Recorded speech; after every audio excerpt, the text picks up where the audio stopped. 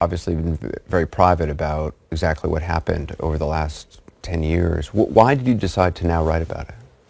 There's a lot of reasons why, but I think the biggest is because I do a lot of public speaking, and every time I speak, someone comes up to me and says, I was raped and I've never told anyone that, or I was kidnapped, or my dad tried to sell me to pay the mortgage on the house. I mean, I have had so many disclosures come to me. And so when I started considering writing a book, that's really one of the main reasons that drove me, because I want to reach out to those survivors and those victims. I want them to know that these things do happen, but that it doesn't mean that you have to be defined by it for the rest of your life. You can move forward and you can be happy. Was it scary to contemplate writing about it? Because you write in great detail about the physical assaults, about the rape, about all of it. I thought a lot about what I wanted to put into the book, and I decided that if I was going to write a book, I wanted it to be 100%. I didn't just want to go 10% and sugarcoat the rest. I wanted it to be really what happened and what it was like every single day I was there, because I don't think I'm doing anyone any favors by sugarcoating it. I mean, you write in the book about the moment you woke up, you're 14 years old, and there's a man in your bedroom with a knife to your throat. Well, to me, my bedroom is the ultimate place in safety. I mean, I felt like that was the safest place in the world for me. So waking up in the middle of the night in my own bedroom, having this strange man standing over me, someone I didn't recognize, not only that, but having a knife being held to my throat, I was terrified. I had grown up in a very happy home, and I really didn't know what the definition of fear was until that moment. That brought whole new meaning.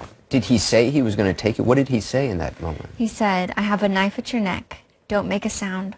Get up and come with me.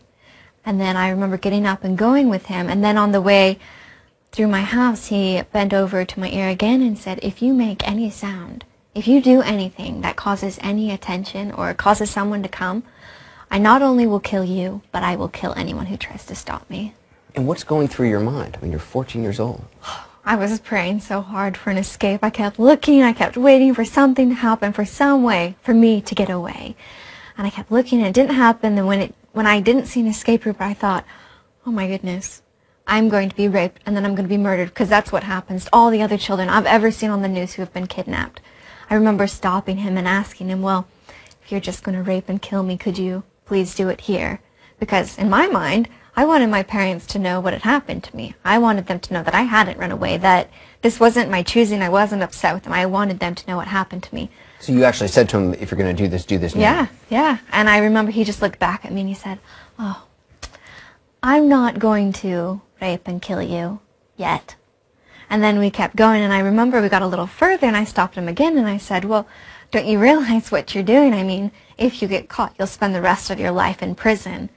And he looked at me again, and he said, well, I know exactly what I'm doing, and I know what the consequences are. The only difference is I'm not going to get caught. Did you meet the woman he was with right away? I didn't meet her until we had arrived at the hidden camp way up in the mountains. What did you think when you saw this woman there? Because she was in league with him. She was, I mean, aiding and abetting him. Well, I was terrified when I got to the camp, but the scariest thing about the camp was this woman. Really? Yes, I remember she came out and she had on robes and she had on a headdress, and she came up to me and she hugged me. But this hug was not comforting. I mean, if hugs could speak, this hug would have said, you know, you're mine. You will do exactly what I tell you to do. And did the assaults begin right away? The next 9 months, my days consisted of being hungry, of being bored to death because he talked nonstop, always about himself. I mean, talk about self-absorbed.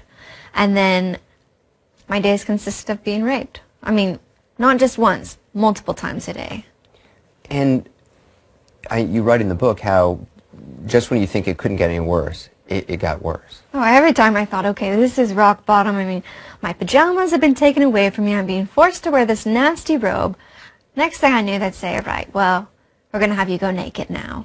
Or I had been forced to drink alcohol, which I had never done before. I would throw up and I would pass out. And when I'd wake up, I'd find that my face and my hair was just crusted to the ground in vomit.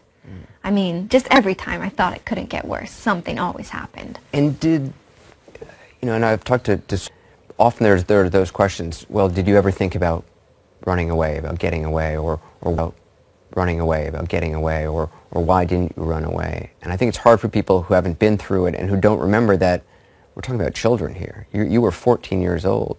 Psychologically, what change started to go through? Because early on you were talking about looking for an escape. When did that stop? Well, I'm so glad you bring that point up because it's so true. You can never judge a child or a victim of any crime on what they should have done because you weren't there and you don't know. And you have no right just to sit in your armchair at home and say, well, why didn't you escape? Why didn't you do this? I mean, they just don't know. That's wrong. I was a little girl. And I had seen this man successfully kidnap me. He successfully chained me up. He successfully kidnapped me. He successfully chained me up. He successfully raped me. He successfully did all these things.